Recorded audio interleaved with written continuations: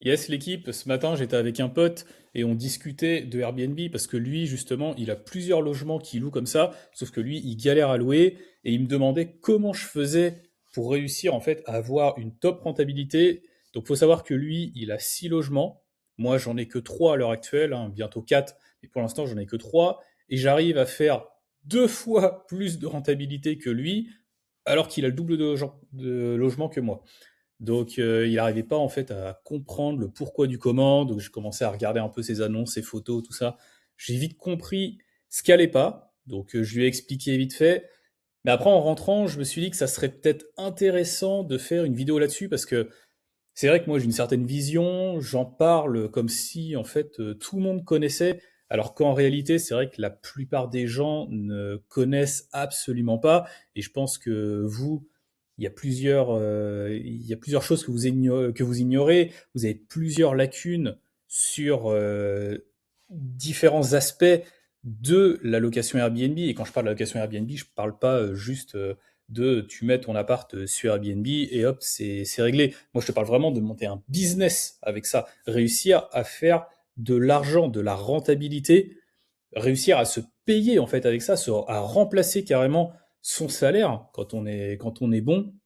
Et je me suis dit du coup ouais, que j'allais faire une vidéo pour tout expliquer. Donc déjà voilà, comment battre 95% de ses concurrents sur le marché. Bon, déjà, première chose à savoir, c'est que Airbnb, en 2026, c'est plus juste un complément de revenu. C'est vraiment, comme je le disais juste avant, c'est un vrai business. C'est-à-dire que, le- comme c'était, on va dire, à l'ancienne, tu mettais un logement en location et tu cherchais juste à payer le crédit, tout ça, ça fonctionnait. Mais aujourd'hui, ça ne fonctionne absolument plus. Quand on fait ça, on est en concurrence avec tout le monde, on se fait écraser. Au final, quand je vois là sur ma ville, la plupart des gens qui mettent leur logement sur Airbnb, au bout de quoi 6 mois, un an, ils arrêtent parce que déjà, d'une, ça se loue pas. De deux, il y a toute la gestion, ménage, linge. Quand ça se loue, c'est une vraie galère en fait quand t'es pas du tout organisé. Il y a également les clients que tu vas avoir et franchement, faut pas se cacher, la plupart c'est de la clientèle de merde. Quand ça se passe mal, bah déjà tu tapes des mauvais commentaires, hein, parce que bien évidemment le client c'est jamais de sa faute, mais derrière, tu as même les plateformes qui viennent t'enquiquiner. Parce que Airbnb, bon, eux avec leur assurance AirCover, ils vont entre guillemets mener l'enquête en te disant oui, on a fait une enquête, du coup, ce que vous avez, là, vous avez demandé tant par rapport au client qui a cassé quelque chose ou quoi, mais on va vous donner, je dis n'importe quoi, vous demandez 2 000 € parce que là, il y a eu des dégradations, on va vous filer que 1 000 balles parce que selon la vétusté, selon ci, selon ça, bref, c'est une vraie galère. Booking, si tu prends pas de caution, on n'en parle même pas, eux, c'est c'est même pas la peine. Donc voilà, Airbnb, c'est vraiment un vrai business. Et voilà, c'est fini. Airbnb à l'ancienne, c'est terminé. Donc, la majorité des autres jouent petit. Voilà, hein, donc ils ont 1 ou 2 logements et des petits logements tout pourris qui ne soient absolument pas rentables. Ils jouent à la guerre des prix, évidemment, parce que si tu n'arrives pas à louer ton logement, bah, tu vas baisser naturellement tes prix pour essayer d'avoir plus de réservations, sauf que naturellement, il te faudra également plus de réservations pour atteindre ton seuil de rentabilité. Donc tu vois, c'est vraiment un cercle vicieux, et à la fin des courses, en fait, tu perds dans tous les cas. Et tu as des marges, comme je te le disais, très faibles. Donc le modèle rentable aujourd'hui, c'est vraiment la courte durée premium, c'est ce que je fais, et avec une excellente expérience client. Donc, il faut un thème fort qui est assumé et tu peux plus faire logement meublé Ikea, ça. Non, non, ça c'est terminé. Donc voilà, l'objectif, c'est vraiment de battre 95% des annonces de ta zone sans forcément être le moins cher. Bien au contraire, tu es même souvent le plus cher. Et ça, c'est important, il faut que tu t'en rappelles. Bon, déjà, premier point, ça va être le mindset. Hein, on va faire une petite session de développement personnel, mais c'est vraiment important pour que tu comprennes comment ça fonctionne, dans quel état d'esprit tu vas devoir être pour développer un business comme ça. Parce qu'on n'est pas là juste pour mettre un appart sur Airbnb. Non, ce qu'on veut, c'est vraiment créer un vrai produit, créer quelque chose qu'on va pouvoir répliquer, créer quelque chose qui va avoir une marque. Voilà, c'est vraiment le mot. On va vraiment vouloir créer une marque et quelque chose, on le verra après, j'en reparlerai, mais que tu vas pouvoir éventuellement revendre dans un avenir plus ou moins lointain. Déjà, c'est première chose, il faut avoir ça en tête. Ensuite, il faut penser comme un hôtel ou un palace. Tu penses pas comme un petit loueur qui loue un studio dans son rez-de-chaussée. Non. Là, il faut vraiment penser, regarder ce que font les hôtels et qui plus est ce que font les palaces. Donc, tu regardes ce qui se fait de mieux en fait dans le monde et ça va te donner des idées. Ce qu'ils mettent en avant, comment ils s'organisent, comment ils gèrent de la réservation jusqu'au départ du client. C'est tout ça qu'il va falloir vraiment copier, améliorer et millimétrer. Donc, on va devoir travailler pour avoir un excellent client cible. Donc, ça va être vraiment l'étude de marché, la meilleure expérience possible, une valeur perçue vraiment au top, le meilleur process possible et surtout une rentabilité à long terme. Donc, pour faire simple, ton logement, c'est une marque. C'est pas juste un bien immobilier que tu vas avoir et où tu vas te dire c'est bon, il sera remboursé dans 20 ans, il me rapportera de l'argent. Non. Ce qu'on veut, c'est que ton bien te rapporte de l'argent tout de suite, pas dans 20 ans. Vraiment tout de suite. Ensuite, emplacement stratégique. L'expérience extérieure. Ce qu'on veut, c'est déjà avoir une proximité avec des points d'intérêt. Une excellente accessibilité, donc ça peut être comment c'est desservi, les transports en commun, est-ce qu'on est à proximité d'une grande ville ou pas? Parce que si on a la possibilité d'être vraiment dans une grande ville, très intéressant, mais si on peut être légèrement excentré de la grande ville pour avoir éventuellement un tarif au mètre carré quand on va acheter qui peut être avantageux, mais par contre on va avoir la même rentabilité que si on était dans le centre de la grande ville, naturellement, on va privilégier d'être légèrement excentré. Mais voilà, il faut que ce soit bien desservi, bien évidemment. Donc il faut avoir un quartier qui est cohérent avec notre cible. Par exemple, qu'est-ce que je pourrais prendre comme exemple?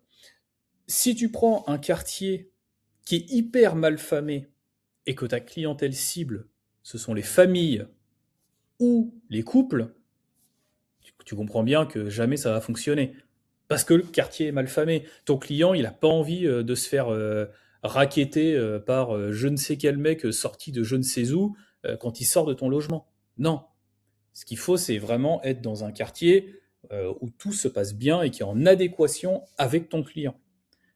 On va également regarder si le bâtiment est bien entretenu, parce que, bon, faut être honnête, la plupart, on achète des appartements parce qu'on n'a pas forcément les moyens tous d'acheter des maisons.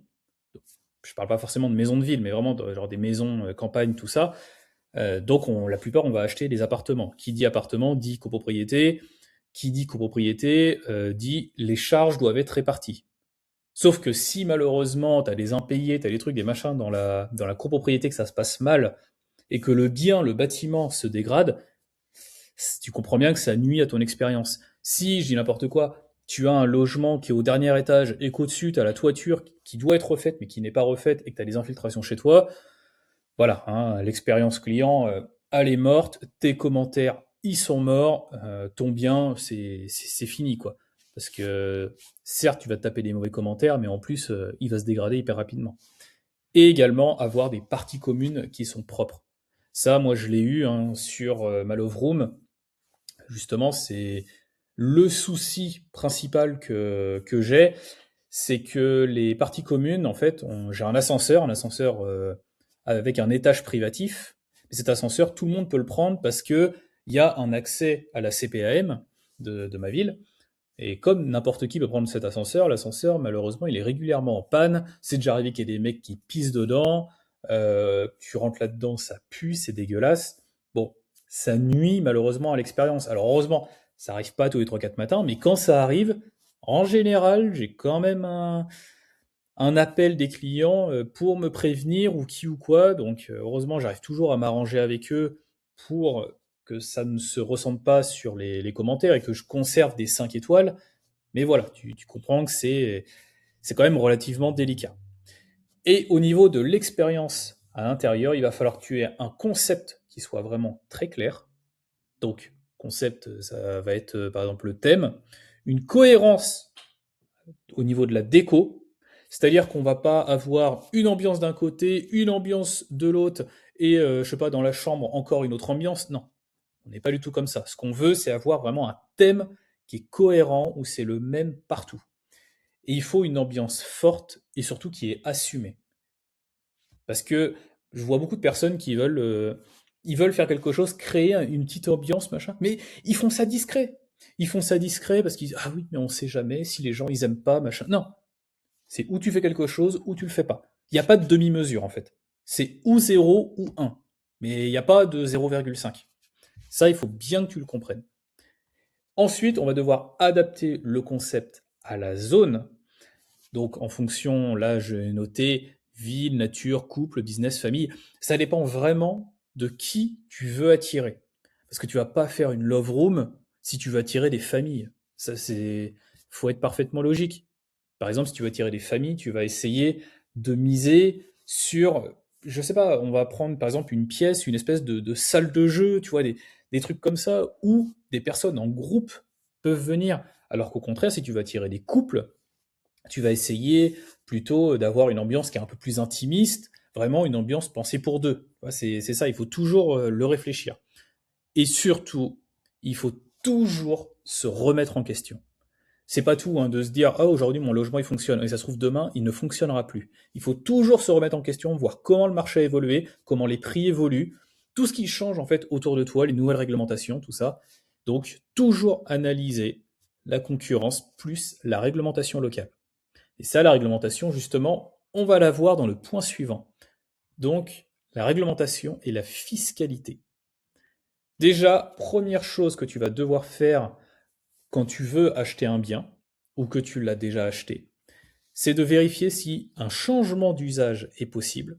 Parce que ce qu'on veut, c'est pouvoir créer un business et garder cette activité le plus longtemps qu'on le souhaite. Donc, si tu fais un changement d'usage et que par exemple aujourd'hui ton logement est à usage d'habitation, demain, tu peux faire une demande, ça va te coûter un petit peu d'argent si tu passes par un avocat, tout ça, mais tu peux le changer en usage commercial. Et si demain ta ville vient te mettre une réglementation qui interdit les Airbnb sur les habitations, toi tu pourras envoyer la mairie se faire foutre, tout simplement, je le dis vraiment de la meilleure manière possible, tu peux les envoyer se faire foutre en leur disant, moi c'est un usage commercial que j'ai sur le logement. Donc, comme tu as un usage commercial, tu fais ce que tu veux. Et ça, c'est extrêmement important. Mais par contre, pour ça, il faut regarder au niveau du règlement de la copro. Parce que le règlement de la copro peut interdire d'avoir, par exemple, des activités commerciales au sein de la copro. C'est tout ce qui est les clauses d'habitation bourgeoise, tout ça. Donc, il faut vraiment analyser le règlement. C'est pour ça que je conseille de passer par un avocat quand tu fais ça. C'est quand même beaucoup plus simple et tu as plus de chances d'arriver à tes fins que si tu le fais tout seul. Ensuite, tu vas avoir également tout ce qui est le PLU, donc au niveau de l'urbanisme, et surtout règlement de lotissement. Parce qu'il faut savoir en fait que chaque règlement, il y a une hiérarchie. C'est-à-dire que tu as le PLU qui est tout en haut, et après en dessous, tu as le règlement de la copro, règlement du lotissement. Donc lotissement, c'est pour ceux par exemple qui achètent des maisons pavillonnaires ou qui ou quoi, pour pareil, en faire des expériences, ça arrive. Et bah, quand c'est construit en lotissement, il y a un règlement de lotissement. C'est comme un règlement de copro, c'est la même chose. Et le souci, c'est que toutes ces règles sont soumises à interprétation. Et malheureusement, tu peux te retrouver avec le PLU qui interdit quelque chose, mais ton règlement de copro ou le règlement de lotissement qui l'autorise. Normalement, quand c'est comme ça, le règlement de copro ou de lotissement prévaut sur le PLU. Mais comme c'est l'urbanisme qui décide, l'urbanisme peut très bien te dire non, non, bah, c'est peut-être marqué comme ça dans votre règlement, mais nous, c'est marqué comme ça. Moi, je l'ai. Tiens, bah, je vais te donner un exemple, ça va être beaucoup plus simple. J'ai voulu acheter un immeuble il y a 2 ans désormais, et sur le règlement de copro, il était noté comme logement. Donc je me dis, bon, bah nickel, logement, je peux faire ce que je veux. Sauf que il n'était pas viabilisé. Il fallait que j'y tire, oui, parce que c'était les anciens bâtiments de bureaux, il fallait que je tire l'eau et l'électricité. L'eau, il n'y avait aucun souci. La sort, franchement, ils étaient tranquilles. Par contre, Enedis, pour l'électricité, me demandait d'avoir l'accord de l'urbanisme. Et quand j'ai appelé l'urbanisme pour leur dire, bon bah voilà, je voudrais avoir cet accord, parce que là, je compte créer un logement, tout ça, j'ai jamais dit qu'il sera usage d'habitation. Mais eux, ils m'ont dit, ah bah non, vous pouvez pas, parce que le logement chez nous, il est classé comme bureau. Ben, je dis oui, mais sauf qu'au niveau du règlement de copro, et il prévaut sur le PLU, c'est marqué que c'est comment ça s'appelle?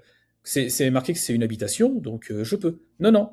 Chez nous, c'est marqué comme ça, donc on reste comme ça. Ils m'ont même dit carrément de contacter le centre des impôts pour voir avec eux, parce qu'ils peuvent avoir des infos au niveau de la taxe foncière et tout ça. Les impôts disaient contre l'urbanisme, et pourtant, l'urbanisme a dit non, ça sera comme ça. On a dit que ça sera comme ça, il vous faut des places de parking si vous voulez créer un logement, machin. Donc, impossible. Donc c'est pour ça qu'il vaut mieux passer par un avocat. À l'époque, j'avais pas les connaissances, maintenant je les ai. Et si tu passes par un avocat, voilà, tu as beaucoup plus de chances que ça se passe bien.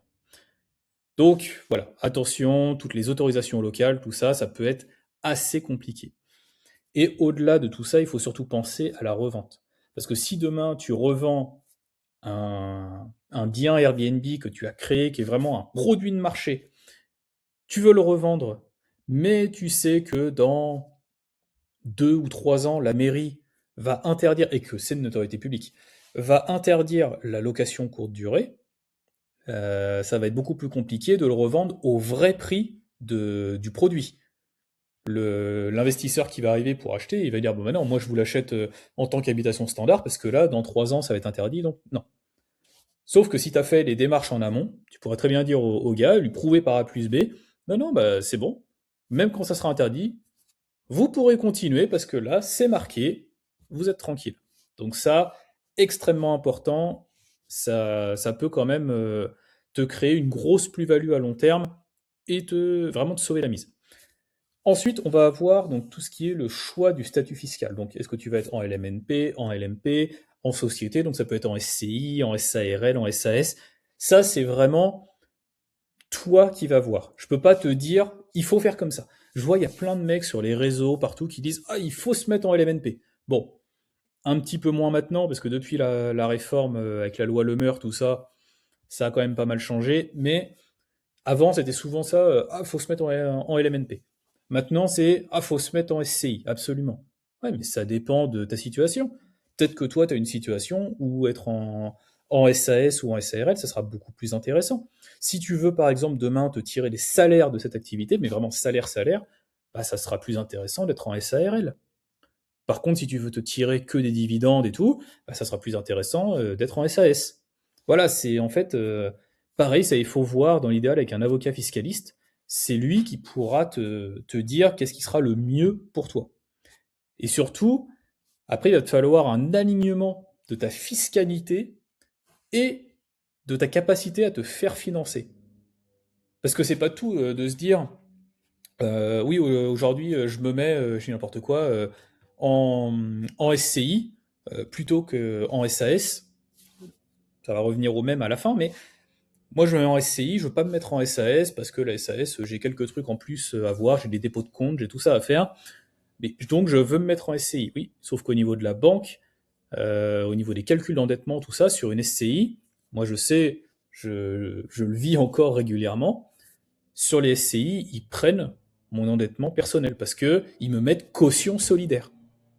Donc ça, c'est des choses, il faut le savoir. Et si tu es en SAS, logiquement, ils sont pas censés prendre ton endettement personnel parce que tu seras vraiment en société pure. Autrement, SCI, c'est une société civile.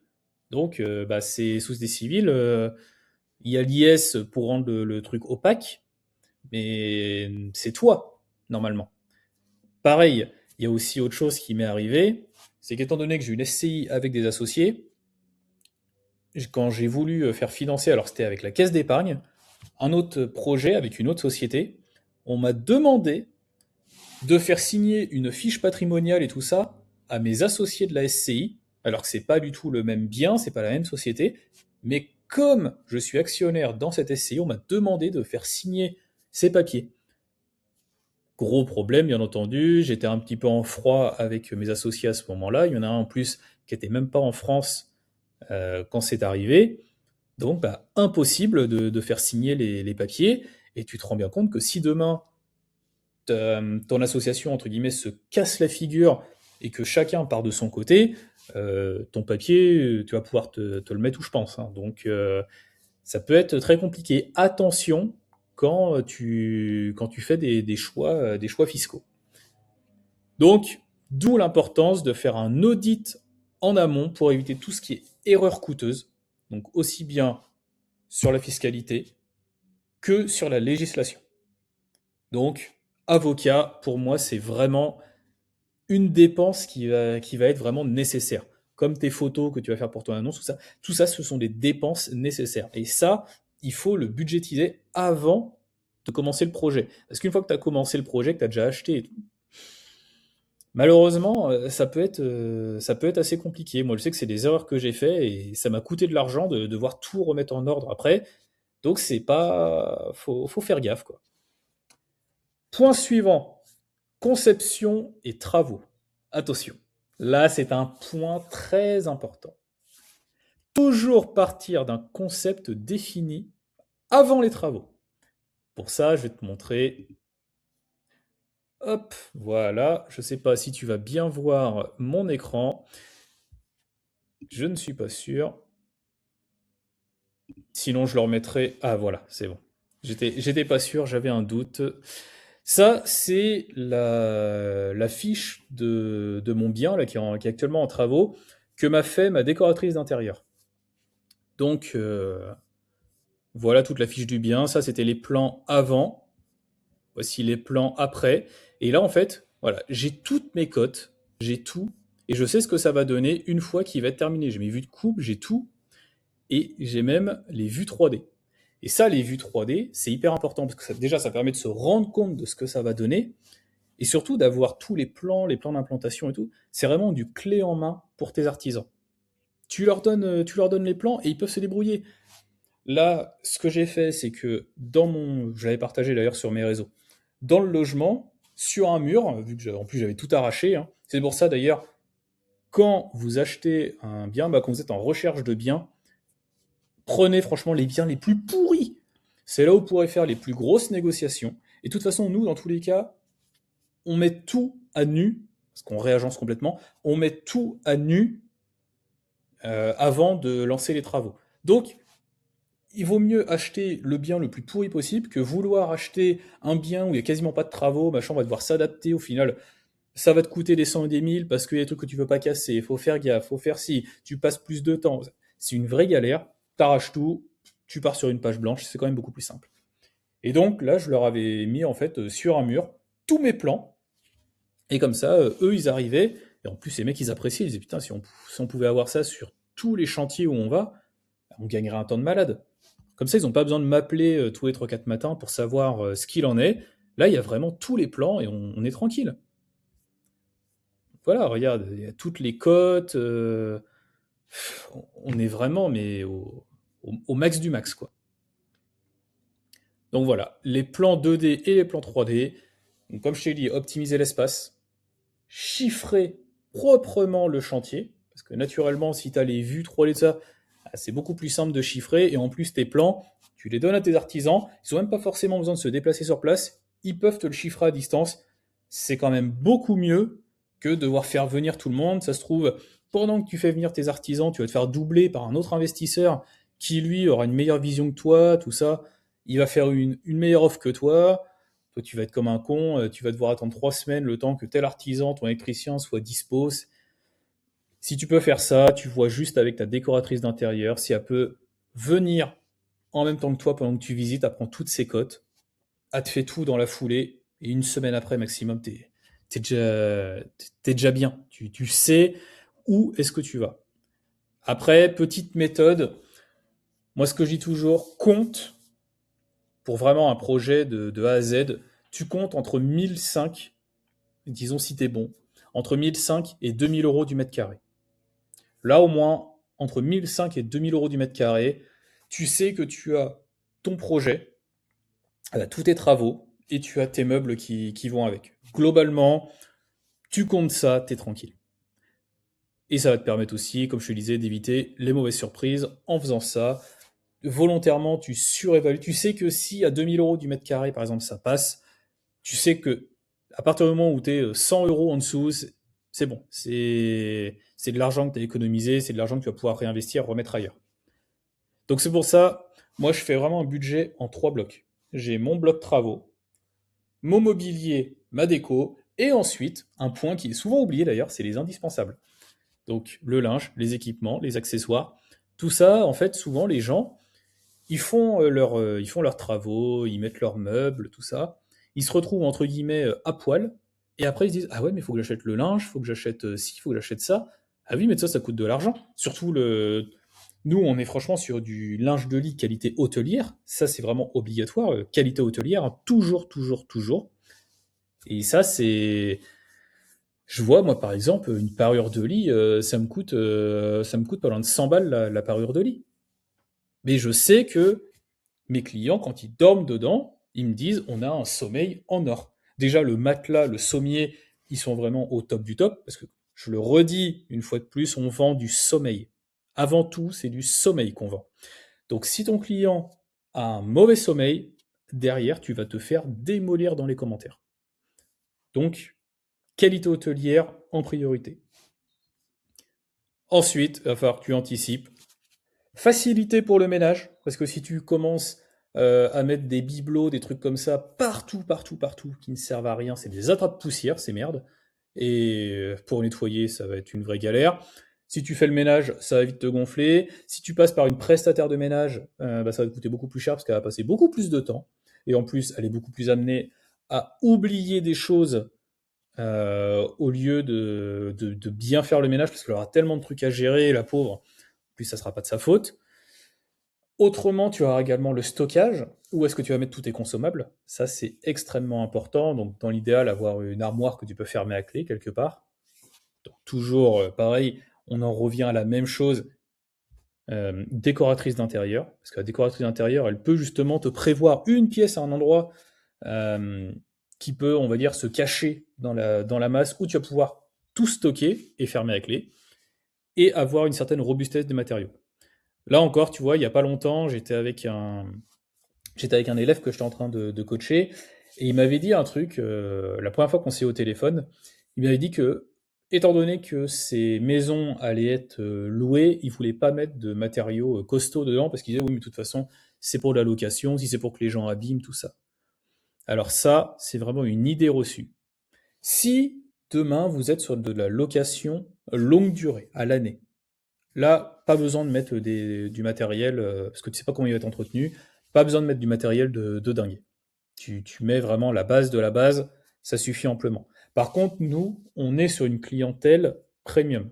C'est-à-dire qu'on est sur une clientèle qui paye cher, qui en général a des bonnes manières, et en plus, vu que les gens ils sont là pour une ou deux nuits grand maximum, ils ont en général pas le temps d'abîmer quoi que ce soit.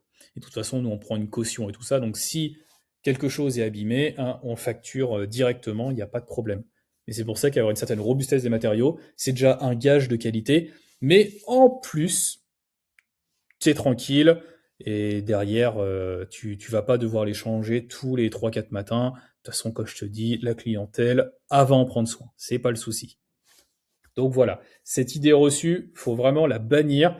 J'aurais même dû la mettre dans le mindset. Ces croyances limitantes, faut que ça dégage parce que du coup,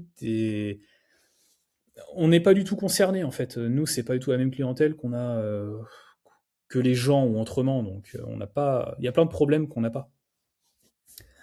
Ensuite, on passe à la différenciation et les équipements stratégiques. Déjà, petite gorgée, parce que parler, ça donne soif. On va choisir des équipements qui activent les filtres Airbnb. Quand tu fais une recherche sur Airbnb, tu as la possibilité de mettre des filtres. Par exemple, piscine, jacuzzi, climatisation. En fait, tous ces filtres, la plupart des gens, en fait, ils n'ont pas conscience de ça. Si tu rentres dans un filtre recherché, bien entendu, tu vas pas mettre dans ton appart un cuiseur à riz. On n'en a rien à faire. Même si tu es en Afrique, ils en ont rien à faire, tu vois, un cuiseur à riz. Là, on va se mettre vraiment sur des créneaux, jacuzzi, piscine, tout ça. Et là, en fait, ce sont des filtres recherchés. Et naturellement, quand la personne va mettre ce filtre, toi, tu vas ressortir. Et ça, c'est hyper important. Donc déjà, les premiers. Jacuzzi, piscine. Donc quand tu as une balnéo ou un spa, c'est jacuzzi. Et, petite cheat code, quand tu as un bassin, bon, pas besoin d'avoir une piscine de 15 mètres de long, hein, juste, ne serait-ce qu'un bassin, je sais pas, qui fait, allez, 2 mètres par 3, tu vois, c'est vraiment pas énorme, eh bien, tu rentres et dans la catégorie piscine et dans la catégorie jacuzzi. Tu peux rentrer dans les deux. Donc ça, quand tu as ce type de logement, c'est pour ça, si en plus tu es à proximité d'une grande ville, un bassin, t'exploses tout. Quand je te dis t'exploses tout, mais l'écart que tu creuses avec la concurrence, là j'ai un pote, lui, il est du côté d'Angers, hein, pas loin de chez moi. Il a une baraque comme ça, pourtant la baraque, elle est vraiment... Il y a pas mal de déco, tu vois, j'avais fait ça avec ma décoratrice intérieure chez lui. Et franchement, la maison, elle est vachement bien, mais c'est pas non plus la huitième merveille du monde, tu vois. Mais il a un bassin, c'est un truc de malade. En plus, il est un petit peu isolé, donc comme ça, il est pas emmerdé par le voisinage. Parce que ça, d'ailleurs, quand tu as un jacuzzi ou piscine en extérieur, si tu es en ville, c'est très compliqué, parce que ça va créer des nuisances. Au niveau, si tu as une copro, des trucs comme ça, aïe, aïe, aïe, aïe, aïe. Puis en plus, réglementation, si tu fais une piscine comme ça, la mairie, l'urbanisme, ils peuvent t'envoyer une lettre d'huissier, machin, pour te dire de reboucher parce que t'as pas le droit, t'as pas fait les demandes. Bref, toi, c'est une vraie galère. Mais du coup, pour en revenir à mon pote, lui, il a vraiment les gens qui viennent pour ça. Et il est plein toute l'année. Je crois qu'il a pas, là, sur l'année dernière, sur 2025, je crois qu'il a pas un seul mois en dessous de 95% de taux d'occupation. C'est vraiment un truc de fou. Les gens, ils viennent pour ça. Ils cartonnent à 400 balles la nuit. C'est hallucinant. C'est vraiment hallucinant. C'est un logement pour 6 personnes. Donc c'est vrai, quand tu ramènes au tarif par tête, c'est pas énorme. Mais vraiment, truc de ouf. Ensuite, donc la climatisation, surtout l'été. Honnêtement, si tu as une climatisation dans ton appart, tu vas voir l'été, ça va te faire une différence de malade. Là où, si t'as pas de clim, tu vas être bien loué. Là, si tu as une clim, tu vas pouvoir te permettre de monter les tarifs et tu seras plein. Parce que les gens vont rechercher la climatisation. Ça, c'est vraiment le truc qui revient toujours. Après également, parking, ça peut être important, si tu es en ville surtout, mais par contre, ça sert à rien de, comme je vois beaucoup de personnes, prendre une photo de la place de parking. Vous en avez rien à faire. Vous le mettez dans l'annonce, en fait. C'est dans les filtres parking. Et puis également, voilà, une vue exceptionnelle. Sur Malovo, moi j'ai une vue sur le château. Donc, vue sur château, magnifique. En plus, l'été, souvent, il est éclairé. T'es dans le jacuzzi, parce qu'il y a vraiment, en plus, t'as le jacuzzi qui est devant. T'es dans le jacuzzi, vue château, t'es avec ta nana, franchement, top du top. Ensuite, il faut deux, trois équipements qui provoquent un effet waouh donc chez les gens. Donc ça peut être par exemple le lit, donc lit king size. Donc king size, ça va partir de 180 par 2 mètres. Ouais, c'est ça, 180 par 2 mètres parce qu'en dessous c'est queen size, 160. Puis après, bon, bah 2 mètres par 2, 220 par 220. Bon, après, il n'y a pas trop d'utilité, mais c'est vraiment, oui, l'effet waouh qui va être là, ça c'est sûr. Un miroir au plafond, par exemple, ça, c'est hyper important, le miroir au plafond. Je sais pas, ça attire les gens. Les niches, par exemple, que tu vas pouvoir mettre donc sur un mur, faire des niches, ça crée un effet de profondeur avec un petit rétroéclairage, donc un petit spot au-dessus et deux trois bibelots, trucs comme ça, des trucs bien faits pareil, t'as un effet qui est vraiment au top direct. Et ensuite, 10 détails premium qui font la différence. Donc ça va être par exemple les peignoirs, linge hôtelier, éclairage d'ambiance, machine à café qualitative, donc on est minimum sur du Nespresso. Et pour le minibar, je vais y revenir juste après, mais déjà, pareil, point important, peignoir, serviette, ça, je te conseille une chose qui fait vraiment mes quali plus plus, c'est de les faire broder à l'effigie de ton logement. Donc ton logement, tu vas lui créer un nom. Comme ça, ce sera vraiment une marque, ton logement. Et au dos, par exemple, de ton peignoir ou dans un coin de la serviette, tu mets ton logo. Et rien que ça fait vraiment un effet waouh. Tu mets, imagine, je sais pas, moi par exemple, bah, pour mon logement, je vais te remontrer hop, l'écrin d'or, tu vois. On le voit là. Et bah, le logo avec écrit l'écrin d'or, et bah, je vais le mettre au dos des peignoirs. Je vais prendre des peignoirs noirs et écrit en lettres du coup qui tirent un peu sur le orange comme ça va être vraiment magnifique, magnifique. Ça, voilà, c'est des choses qui ça provoque vraiment un effet coup de cœur chez les gens. Et après, extrêmement important, le mini-bar. Ça, le mini-bar, tu dois en mettre en place. Tu peux pas te permettre de ne pas en avoir parce que c'est quelque chose qui coûte pas excessivement cher. Hein. Pour 200 balles, t'en as un chez Métro. Euh, Ça te permet de prendre des revenus en plus parce que les gens vont consommer sur place.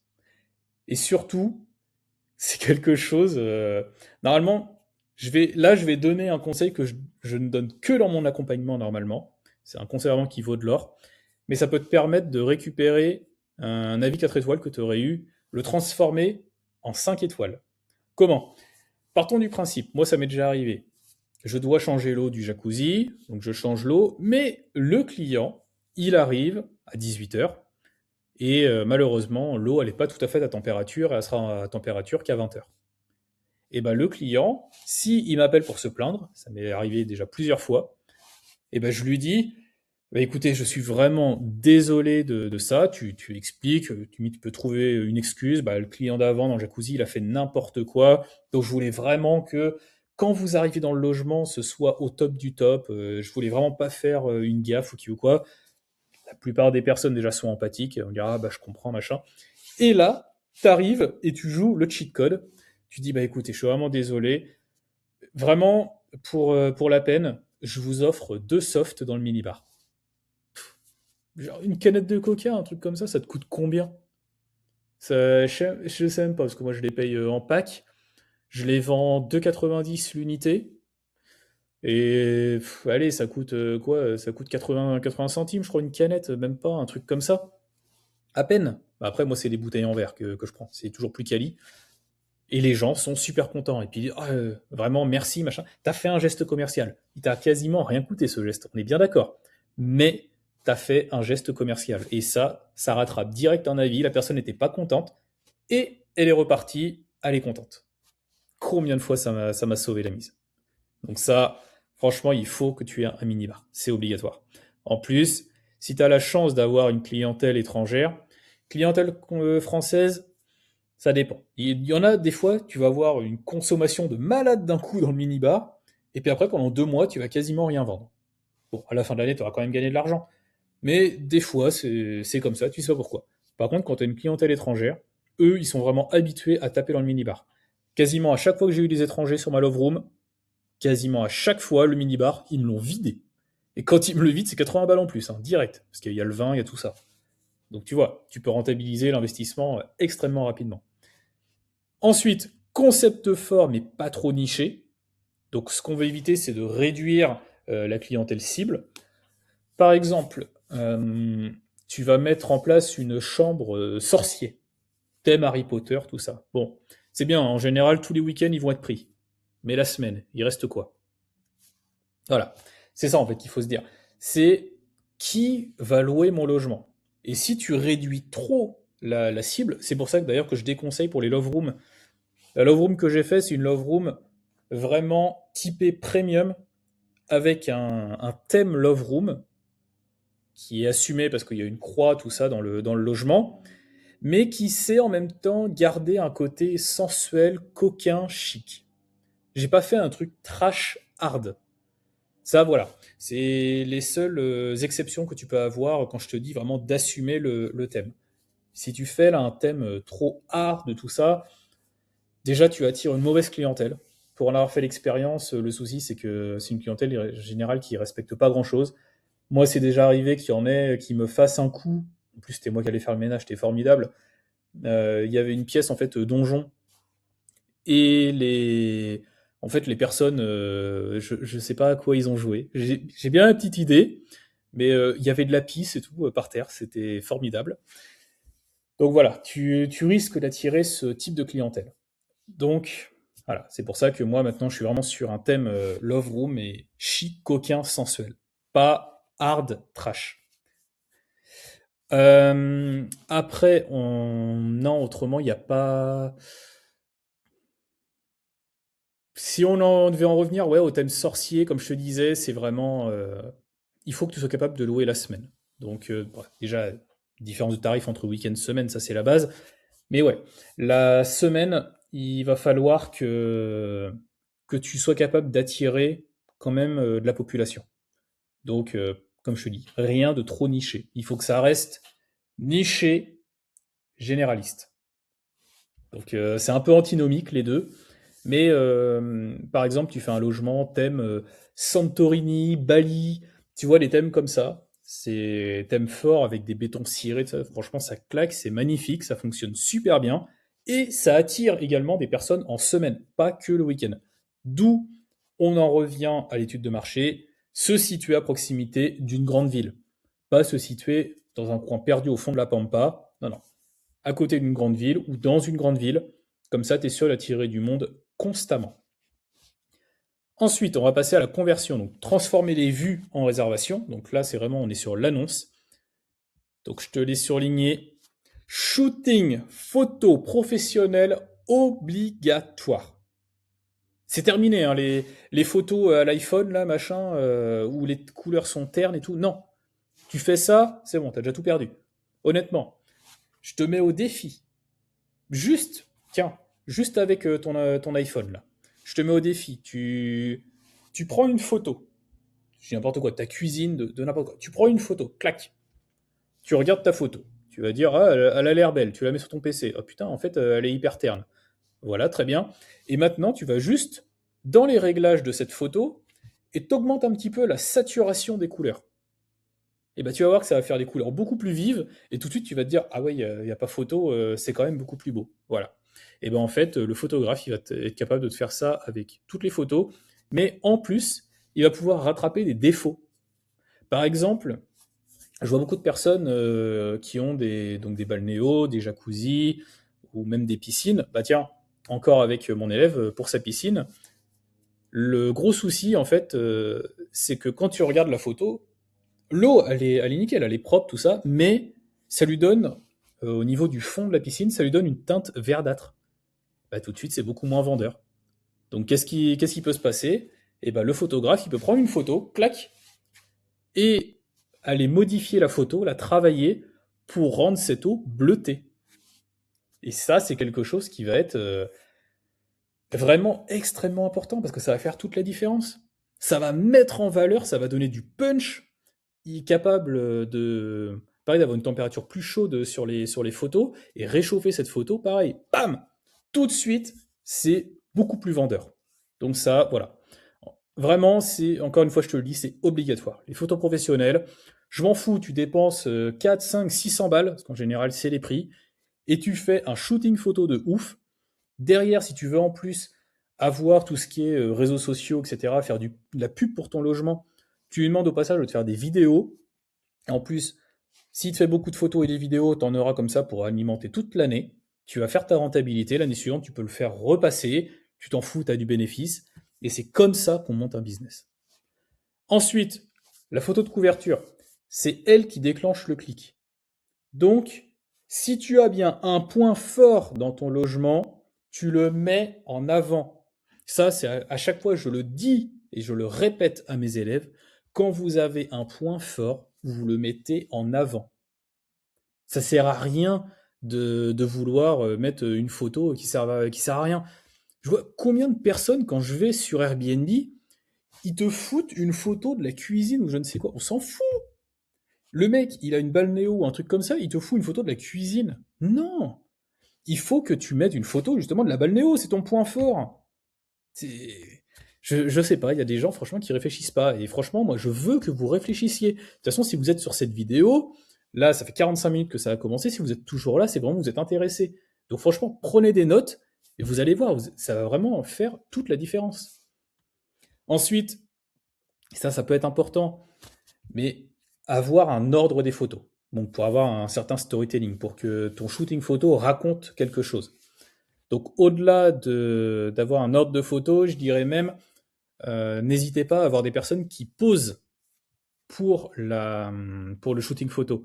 Moi, c'est ce que j'ai fait sur ma Love Room. J'ai un couple d'amis qui a posé pour les photos. Puis si vous n'avez pas de couple d'amis qui veut poser ou quoi, eh ben, tout simplement, vous vous en foutez. Vous posez vous avec votre copine, machin.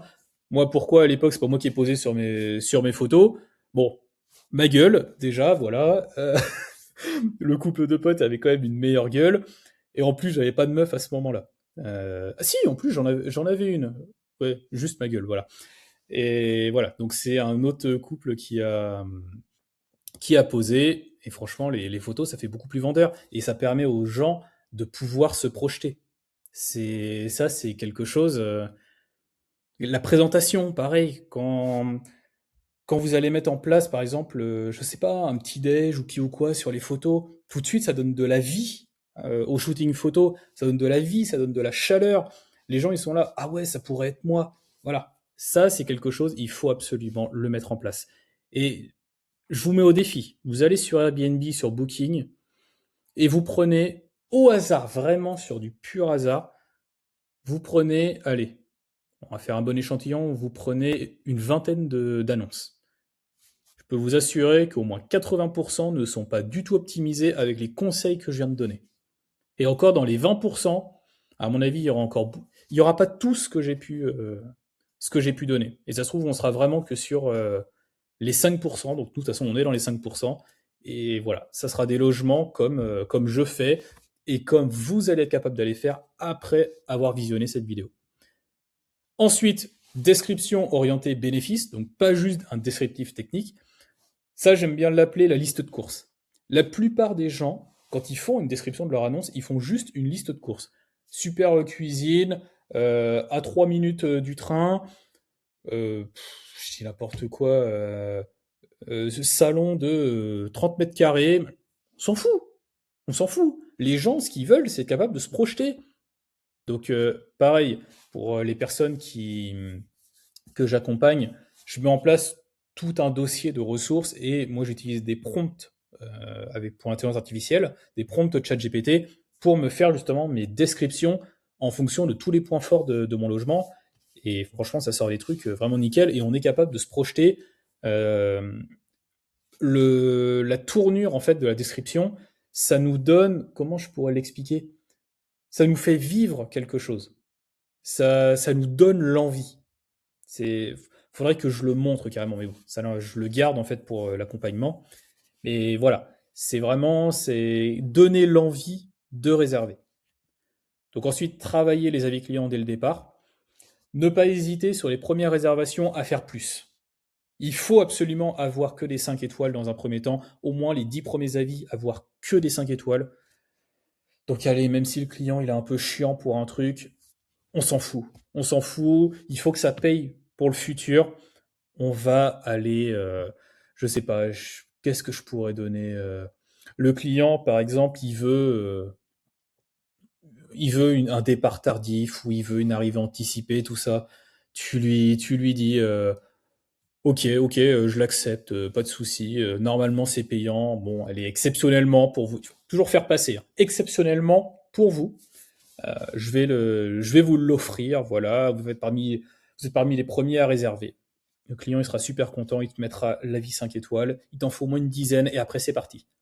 Au moins le temps, comme ça, d'avoir ton badge coup de cœur voyageur et tout. Et après, ça part, t'es peinard. Et ajuster en permanence taux de clic, taux de conversion. Ça, c'est ce qu'on appelle les KPI. Donc, tu vas devoir aller voir dans les paramètres de ton annonce Airbnb. C'est secondaire, mais c'est quand même important. Tu vas aller voir quel est le taux de conversion par rapport aux annonces concurrentes sur ton annonce. Et ça te permet également en même temps de faire des tests, donc faire des modifications, tester des choses et voir comment ça évolue. Alors bien sûr, il faut être sur la même période, parce que si tu fais un test en saison basse et en plein été, naturellement, ça sera pas comparable, parce que bah, en été, oui, ça loue sans grosse difficulté avec les vacances. Donc voilà, c'est situationnel, mais c'est quand même un exercice important à faire. Et pour finir, ça va être le livre d'or, plus des photos du livre d'or dans les photos de ton annonce.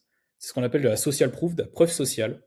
Donc déjà, le livre d'or, très important, parce que quand les clients, ils arrivent, ils voient le livre d'or, ils prennent, première chose, ils l'ouvrent. Comme quand tu vas dans un magasin qui a un livre d'or, tu as envie de voir ce que les gens pensent. Regarde, c'est simple. Quand vous regardez une vidéo sur YouTube, sur n'importe quoi, vous faites quoi en premier? Vous allez voir les commentaires, voir ce que les gens pensent. Donc, naturellement, vous avez fait un logement qui est au top du top. Ça fonctionne, les gens sont ravis, ils le mettent dans le livre d'or. Les gens, ils arrivent, ils regardent le livre d'or. Ah ouais, les gens, ils ont passé une super expérience, c'était formidable. Ils partent, ils ont le smile. C'est vraiment le top du top. Et autre chose, pareil, il y a un truc, par exemple, qui s'est mal passé, ça m'est déjà arrivé. Les personnes, s'ils ont de la frustration à relâcher, ils peuvent la relâcher dans le livre d'or. Et ne pas vous dégommer sur les commentaires. Moi, ça m'est déjà arrivé dans le livre d'or. En plus, par chance, nouvelle page. Très bien. La personne, du coup, dit que ça s'est mal passé. Bref, on avait eu un souci dans la salle de bain. Je crois que j'avais une remontée d'odeur d'égout. Parce que ma prestataire de ménage, en fait, elle avait nettoyé le siphon, tout ça, mais elle avait oublié de remettre de l'eau. Bon, ça arrive, c'est quand même pas grave, mais il y avait une odeur d'égout. Et comme la personne, pareil, était arrivée et que le jacuzzi n'était pas tout à fait à température, 35 degrés, alors que la personne voulait qu'il soit à 39, c'est bon, 35 degrés, tu peux quand même te mettre dedans, faut pas déconner. Mais bon, tu vois les trucs comme ça, et ben la personne a balancé sa frustration dans le livre d'or, et après, elle m'a mis avis 5 étoiles, tout était parfait, machin. Bon, bah, je suis arrivé, j'ai vu le livre d'or, la page, clac, tu l'arraches, c'est réglé, tu peux jouer là-dessus, t'es pas emmerdé, c'est vraiment peinard. Ensuite, tout ce qui est système et automatisation. Donc, un channel manager, déjà, c'est extrêmement important.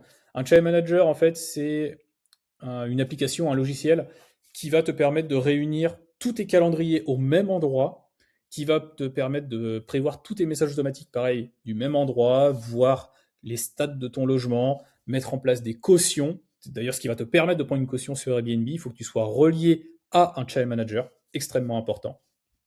Donc c'est vraiment l'investissement, j'ai envie de dire, le plus important, le channel manager. Le temps que ça fait gagner, ça te fera pas forcément gagner de l'argent purement dans ta poche, mais ça va te faire économiser un temps de malade. Et le temps, c'est de l'argent, tout simplement.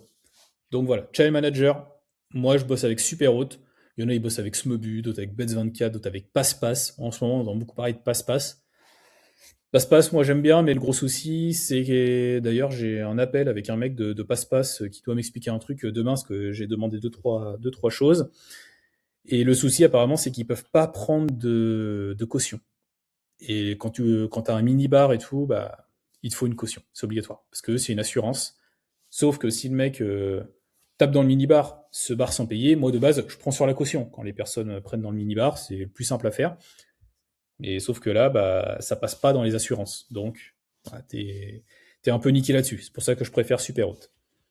Donc les messages automatiques, avant, pendant et après le séjour, extrêmement important. Avant, tout ce qui est instruction d'accès, remerciement d'avoir réservé, leur dire d'aller acheter des upsells, tout ça. Pendant, est-ce que le séjour se passe bien? Est-ce que vous êtes bien arrivé? Voici le code Wi-Fi. Bref, tout le tout team. Après le séjour, j'espère que ça s'est bien passé, que vous êtes bien rentré. Je vous invite la prochaine fois à passer par moi en direct. Je vous offre une réduction. Euh, Quoi d'autre? Bah, laissez-moi un avis 5 étoiles, machin. Voilà. Ça, c'est vraiment la base. Pricing dynamique, donc toujours en fonction de l'étude de marché. Prix en fonction de la saison, les événements, la demande locale. Par exemple, sur la Love Room, je suis en moyenne entre 200 et 250 euros la nuit, le week-end, et entre 160 et 190 la semaine. Ça dépend des saisons, tout ça. Là, au 14 février, Saint-Valentin, 275 euros de la réservation, juste au prix de la nuit, 94 euros derrière de vente additionnelle. Donc voilà, extrêmement important. C'est adapter son tarif en fonction de la saisonnalité, tout ça, ça te permet de plus louer et de louer plus cher si tu mets tout bout à bout sur la fin de l'année. Les cautions et les paiements additionnels, ça c'est extrêmement important. Prends une caution, je le dis, je le répète tout le temps, tout le temps, tout le temps, c'est obligatoire. Je t'ai expliqué juste avant pourquoi. Les paiements additionnels, donc ça va être sur les services, tout ça, tout ce qui va être proposé en plus.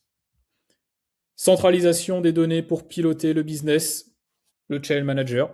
Voilà, tout simplement. Site en direct pour s'émanciper des plateformes. Voilà, ça, avoir un site en direct. En plus, Superhot, l'avantage, c'est que ils ont ce qu'on appelle pas un terminal de paiement, mais si, c'est un espèce de terminal de paiement, en fait, que tu peux mettre sur ton site. C'est relié à Superhot. Donc, comme ça bloque sur le calendrier, t'es tranquille. Et du coup, quand tu passes en direct, moi je l'ai vu là sur le mois de février, j'ai les 2 tiers de mes réservations qui sont en direct, et bah tu payes pas de commission. Donc ça te fait plus d'argent, tout le monde est content. Toi, tu gagnes plus d'argent. Le client, lui, il paye moins cher. Ça lui permet de dépenser à côté dans des services additionnels et tout. C'est vraiment tout bénef. Les réservations en direct, c'est un truc, c'est extrêmement important. Passer que par les plateformes, le problème, c'est que si un jour tu as un problème avec cette plateforme, bah t'es niqué. Certes, ils nous apportent beaucoup de réservations. Sur l'année, souvent, c'est à peu près 80% des réservations. Mais quand tu commences à te faire connaître, à avoir un peu de réputation, tout ça, d'où l'intérêt vraiment de considérer son logement comme une marque, et bah là, ça, t'as beaucoup plus de réservations qui vont être en direct, tu vas faire beaucoup plus d'argent. Ensuite, la délégation. Là, attention, c'est un poste extrêmement important. Beaucoup de personnes pètent un plomb là-dessus et finissent par arrêter l'activité parce que c'est compliqué. Le ménage, comme j'ai écrit, c'est le pilier de ta réputation. Si le ménage est mal fait, tu auras des avis de merde, tu auras un logement pourri, c'est terminé pour toi. Donc, il faut avoir le meilleur ménage possible. Donc, tu crées pour ça une procédure écrite, une checklist donc de tout ce qu'il y a à vérifier. Comme ça, pareil, via le Channel Manager, ça peut se faire, c'est très pratique. Comme ça, ta prestataire accroche au fur et à mesure assez exactement ce qu'elle a fait. Des photos après chaque passage pour attester de l'état du logement si jamais tu as un litige avec un client. Une gestion au millimètre du stock de linge. C'est-à-dire qu'il va te falloir pas mal de stock d'avance. Moi, je conseille, par exemple, sur un logement de 2 personnes, c'est un peu partout pareil, d'avoir au moins 3 à 4 jeux de linge d'avance. Ça, c'est vraiment le 3 à 4, voire même parfois un peu plus, ça dépend. Mais en avoir d'avance pour être tranquille. Et surtout, savoir du coup où tu vas le ranger. Après, au niveau de l'organisation, avoir un forfait ménage fixe. Ça, c'est aussi très important, le forfait ménage fixe. Évite de payer tes prestataires de ménage à l'heure. Tu leur payes un forfait fixe. Ça t'évitera d'avoir des mauvaises surprises et surtout d'avoir les déconvenus avec les prestataires qui peuvent être plus ou moins honnêtes. Si jamais ça se passe mal, ça peut être très compliqué. Des placards verrouillés, c'est également extrêmement important pour que tu ranges le linge et que personne ne risque de taper dedans. Parce que des fois, tu vas pas forcément t'en rendre compte. Tu as 3-4 locataires qui passent. Et puis un jour, ah bah il manque ça. Ah oui, mais qui c'est qui a piqué? Donc si tu as les placards verrouillés, t'es tranquille. Et surtout, un réassort qui est systématisé. Ça, si tu passes par une conciergerie, c'est même ta femme de ménage. Si tu fais tout toi-même, c'est pas un souci. Mais si tu as un prestataire, franchement, mets-toi à sa place. La personne a besoin de X ou Y truc, a besoin que tu rachètes quelque chose, des éponges, n'importe quoi. Imagine un peu. Elle te demande, donc c'est qu'elle en a besoin. Tu lui ramènes sous 3 semaines. Mets-toi un peu à sa place, ça pète un plomb. Non, quand elle a besoin, c'est tout de suite. Donc soit tu vois avec ta prestataire et c'est elle qui s'occupe de tout et elle te le refacture après, ça peut se faire.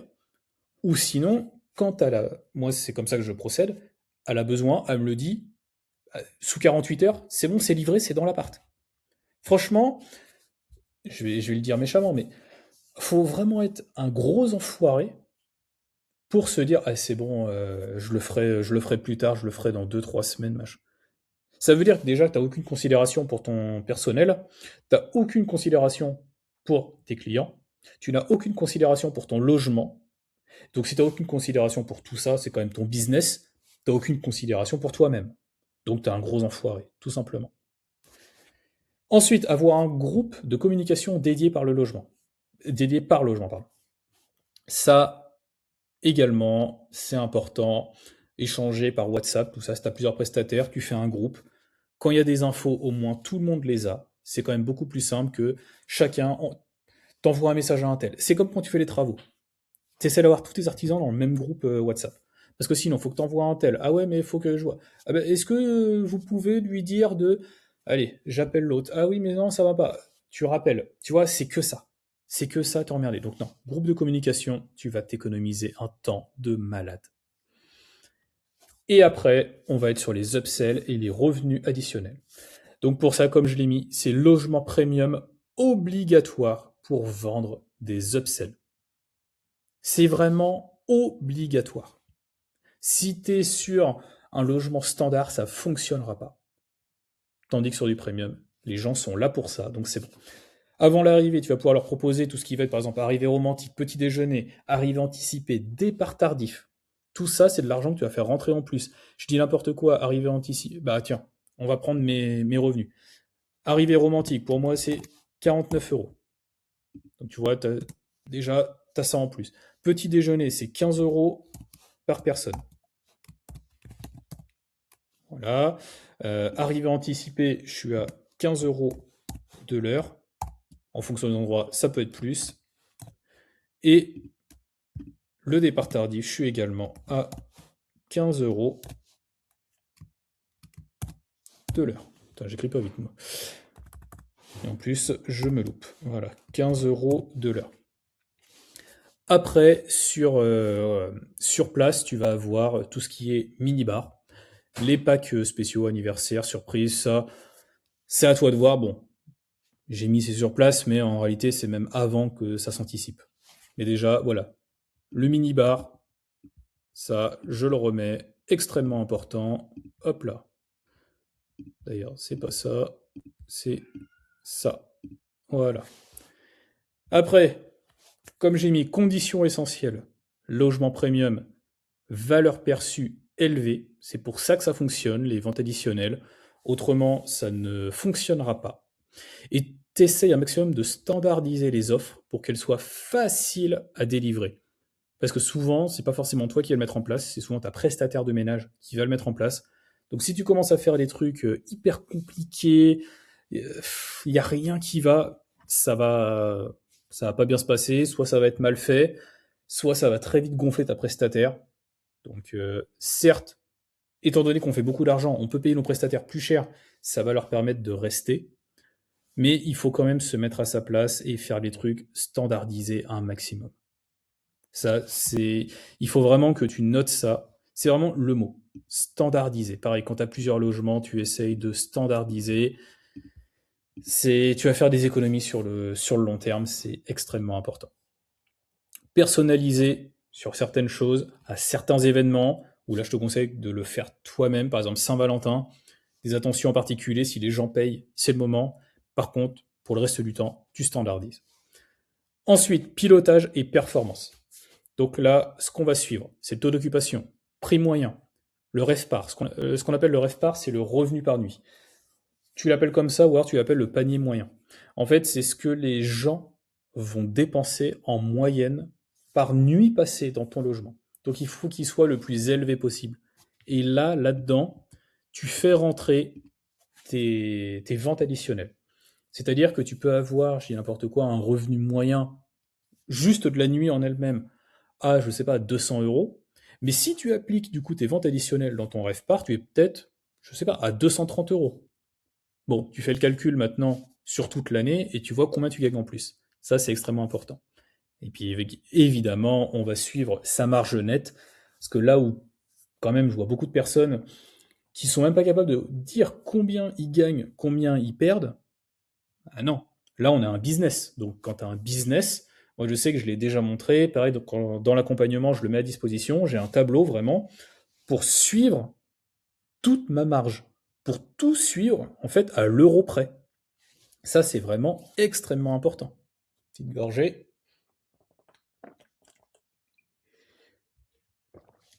Parce que si t'es pas capable de suivre en fait tous tes revenus, si t'es pas capable d'avoir une comptabilité propre, ça en dit beaucoup sur tout le reste de ton business et sur comment ça se passe dans ta tête. Et tu seras pas capable en fait de ce qu'on appelle scaler, donc de développer ton activité. Ça sera pas possible. Donc ajuster les prix et la stratégie selon la saison, donc en fonction de si t'es plutôt sur une saison haute l'été ou une saison relativement basse novembre, janvier, février, mars à certains endroits, parce qu'en général, décembre, c'est la saison haute. Il y a les fêtes de fin d'année, tout ça. Là, moi, je vois cette année, mois d'août, c'est le plus gros mois de l'année, comme chaque année.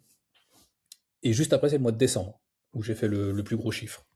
Donc voilà, en général, sur notre activité, le mois de décembre, vraiment, grosse saison. Et comparer constamment avec la concurrence. Je te l'ai déjà écrit plus haut, mais c'est extrêmement important, il faut toujours que tu te compares. Et pour terminer, le tout dernier point, ça va être la vision sur le long terme. Donc, ce qu'on va chercher à faire, c'est de construire un portefeuille cohérent.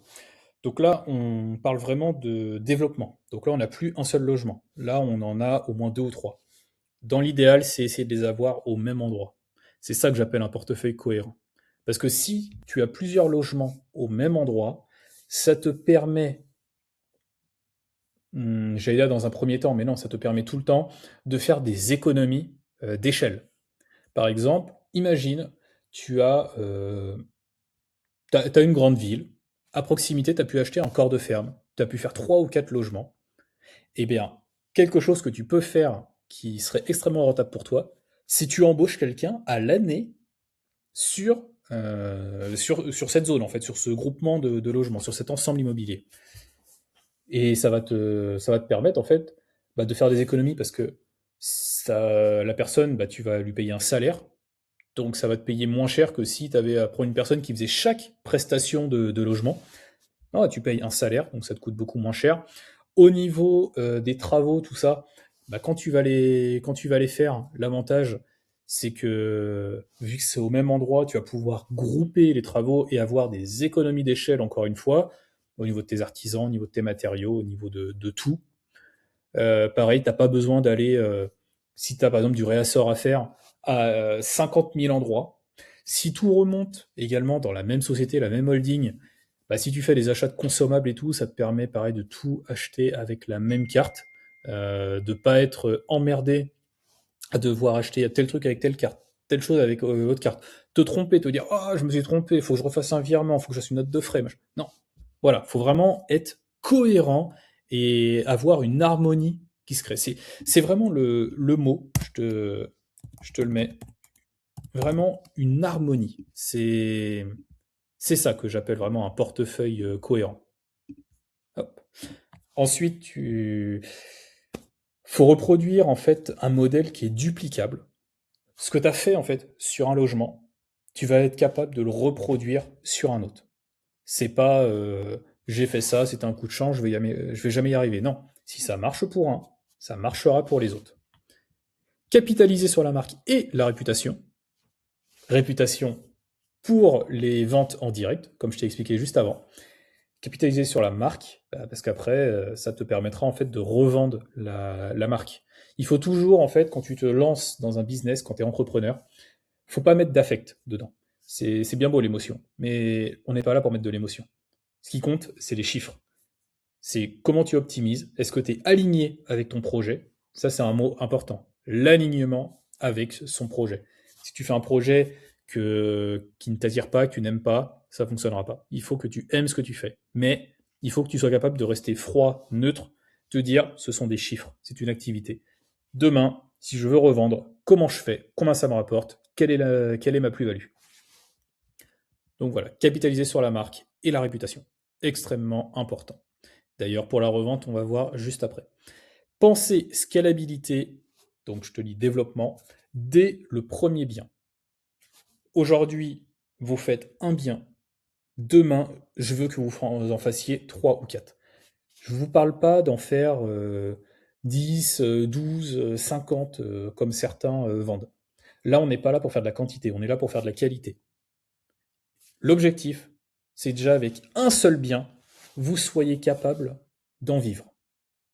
Donc quand je dis en vivre, c'est en faisant le ménage, tout ça. Vraiment que ça devienne votre activité. Je veux que vous en soyez capable. Je ne dis pas que vous devez le faire, mais que vous en soyez capable. Que si demain vous disiez je veux remplacer mon salaire grâce à ça, vous soyez capable de le faire. C'est ça mon objectif. Et donc, comme je disais, en avoir 3-4, pour moi, c'est vraiment le but ultime. C'est vous en avez 3-4 qui tournent. Ça vous rapporte, j'ai n'importe quoi, vos 10 ou 15 000 balles par mois, parce que franchement, c'est faisable avec, on va dire, 4 logements, sans problème, en fonction des zones en France, bien entendu, mais ça se fait. 10-15 000 balles par mois, et que derrière, en fait, cet argent, vous soyez capable de l'investir ailleurs. En bourse, vous voulez faire des opérations de marchand de biens, en crypto, en je ne sais quoi. Vous faites ce que vous voulez. Mais voilà, pensez scalabilité dès le premier bien. Extrêmement important. La revente. C'est pour ça que si vous devez acheter dans une grosse copropriété, réfléchissez bien, parce que c'est beaucoup plus difficile de vendre quand c'est dans une grosse copro que quand c'est dans une petite copro bénévole ou quand c'est un logement isolé. Et l'emplacement. Si vous avez un mauvais emplacement, c'est mort. Donc attention à ça. Et comme je le disais, pensez à la revente, parce qu'au niveau de la vente, on vend l'immobilier et on vend le business. C'est-à-dire que j'ai fait justement une précédente vidéo, d'ailleurs je te mettrai le lien dans les fiches, et c'est d'ailleurs une étude de cas dans mon accompagnement que j'ai mis en place. Ma Love Room, je l'ai acheté en 2023, c'est ça 2023, je l'ai acheté 117 000 euros. Avec les différents frais, tout ça, je dois arriver à 150 000 à peu près que j'ai mis. J'ai fait estimer ce logement, et du coup, ce logement a deux valeurs. Donc les deux valeurs, c'est la première, c'est en termes d'habitation.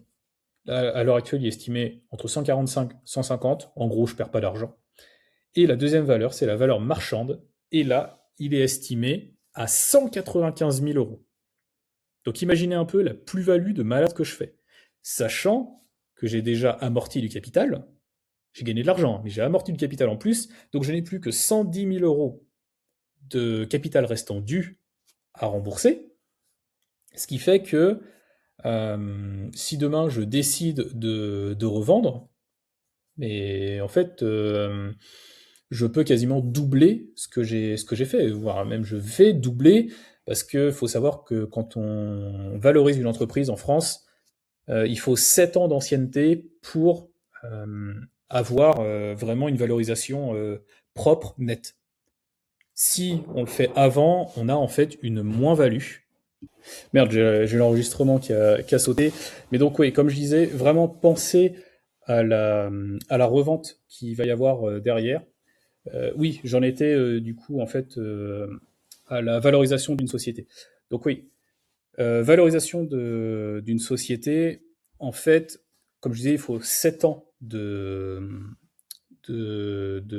durée cumulée. Mais quand tu es avant, tu as juste une moins-value qui est appliquée. C'est-à-dire qu'aujourd'hui, le logement est coté à environ 195 000, comme je disais. Mais si j'avais les 7 ans d'ancienneté, il serait coté, de ce que m'a dit le gars, à environ 240.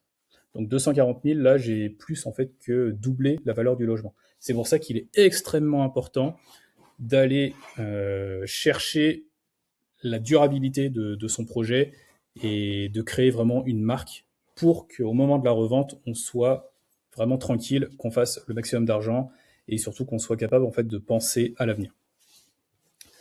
Bon voilà, on est arrivé au bout de cette vidéo, donc j'espère que ça t'a autant plu à la regarder, j'espère que tu as appris beaucoup de choses.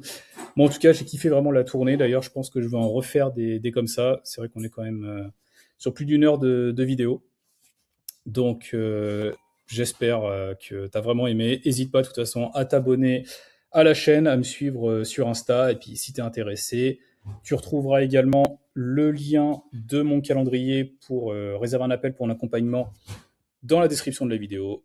Et je te dis à plus. Salut!